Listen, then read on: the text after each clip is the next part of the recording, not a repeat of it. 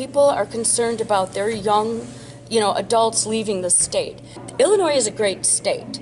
This is a great place. We have a lot of resources. We have an economy that's equal the size of Netherlands. So we have a lot of money.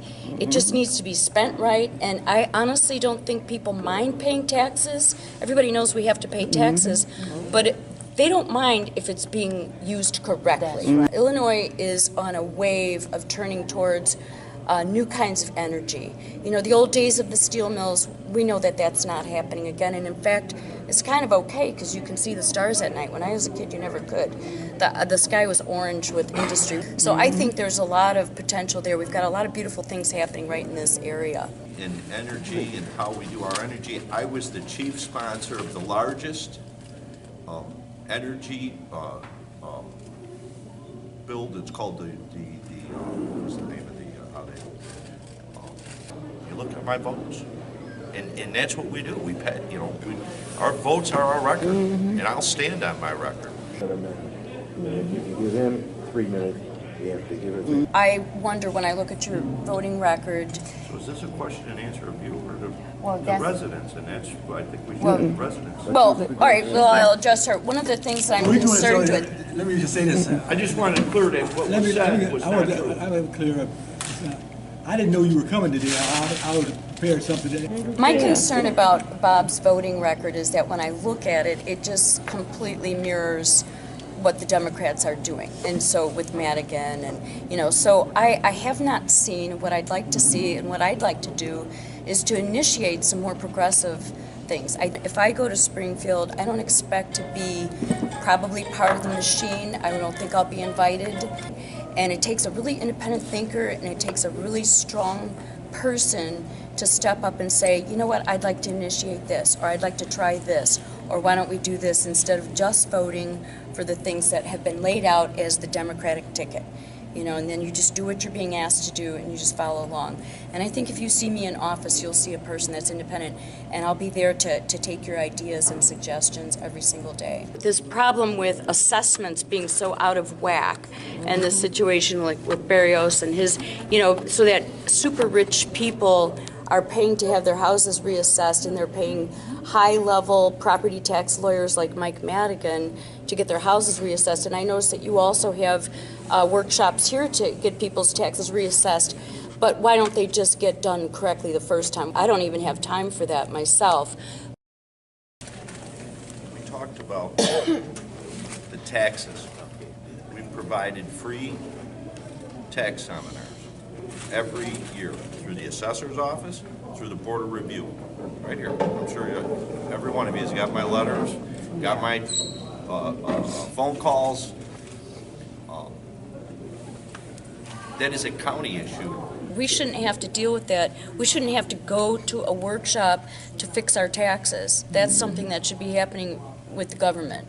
A lot of seniors are great voters. They're good citizens. They are our bedrock citizens. My parents are 91 years old, and they are out there doing stuff this very minute. They run a food pantry, they help their church and stuff like that.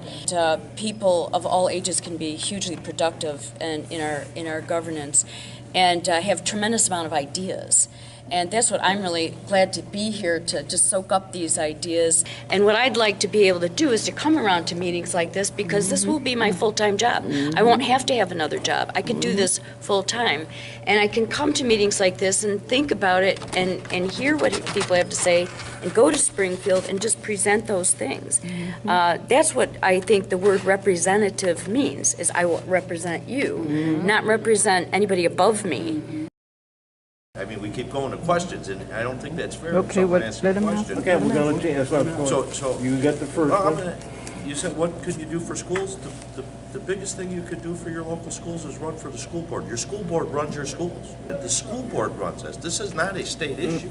Well, these are all local control through your school board that sets your it's your high school, the address immediate there. Yours, it's your school board. In the schools make up the majority of your property taxes. Okay, the schools. He's there. and we appreciate it. There. But everybody that gripes about it are those that don't come out and don't support it and don't find out. Illinois has more layers of government than any state in the entire union, including like the township thing, which does a lot of good service. I think that one of the ways that we could save money in Illinois is to reduce layers of government and, you know, people getting multiple paychecks from different layers of government. What I would really like to do as a state rep in that district is to create more of a community and have more information flowing. Like, I have a background as a writer, so I love to, you know, write stuff. So, you know, sending out newsletters, sending out bulletins, telling people what's going on, educating people, like letting them know why, you know, things are happening at the high school level. Like, it's true that most of these decisions happen at a school board level, but the state has influence. And as a state rep, I can digest that information, help people understand. I can show up at those meetings. You know, I can participate. I can go to school board meetings and, you know, be a part of the process and put in whatever I've got to offer. The issues you guys are talking about are in various government entities. The school board issues are through the school board. I can't tell you why that is. And yes, I have got involved in a lot of, as a Democratic committeeman for Calumet Township, one of the responsibilities is to make sure we run and elect good people that represent us. Now, it doesn't necessarily mean that we have every school, I've elected every school board member. I share the concern what you're saying here. I pay property tax. I live in Blue Island. I pay property taxes. I attended Eisenhower. I'm in this high school district. I'm in the, I grew up in 132's district on the Blue Island side. Them are school district boundaries. This is stuff that has been set decades ago. I know. You just don't say, well, I'm going to get elected and we're going to inform you.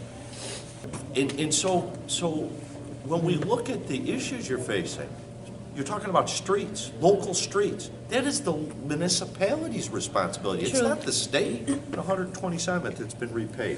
Ashland's been repaid. Them are state roads.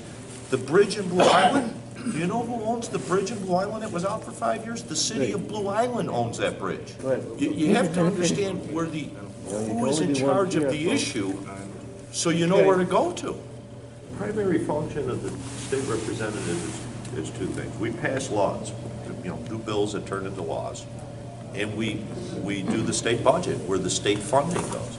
Well, I want to just refer to your question. I think that you were asking about the township, and I don't think you spoke about the state.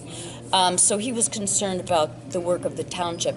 And, you know, the township government goes all the way back to Old England. It's the oldest form of government when, you know, it's just these squares that they used to make. So there was a town and then there was all the farms.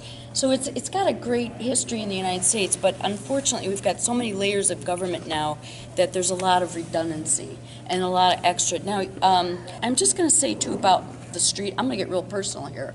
My street is rubble, and I invite anybody to come down, 119th Place. I'm horrified, and when people come to visit me, it's embarrassing. And you want to say that it's not a state issue, because it's not a state road, and I've been hearing this for years, and my neighbors too. And it's a Blue Island issue, but I think, Mr. Rita, you have a lot of influence in Blue Island, including, you know, for $95,000 a year, you created a position for your brother, John, and that bothered me because I was told that my neighborhood wasn't worth a $400,000 pipe to get the flooding out. And yet at the same time, you know, 4 times 95, your brother's position could have paid for my pipe. So I've had 4 feet of water in my basement multiple times. And you can come to see the line on the wall in 2013 where I drew, and the FEMA guy came and gave me money. That's why I'm here. You know, I'm a person that's outraged at what I'm not getting, while other people are getting double, triple, etc. Okay, I work really hard as a teacher. When I get my pension, it's going to be very hard earned, and it's going to be small because I haven't always been a teacher, and I'm going to barely scrape by. When I see other people sitting there and I'm paying taxes for people that get $95,000 a year, and you know, etc., I'm an unhappy citizen. Mary, Thank you so for much. coming. I appreciate it. Rita, Okay. thank you for popping in. Before you leave, I'll get you some information on the township government. Okay, then. See you later.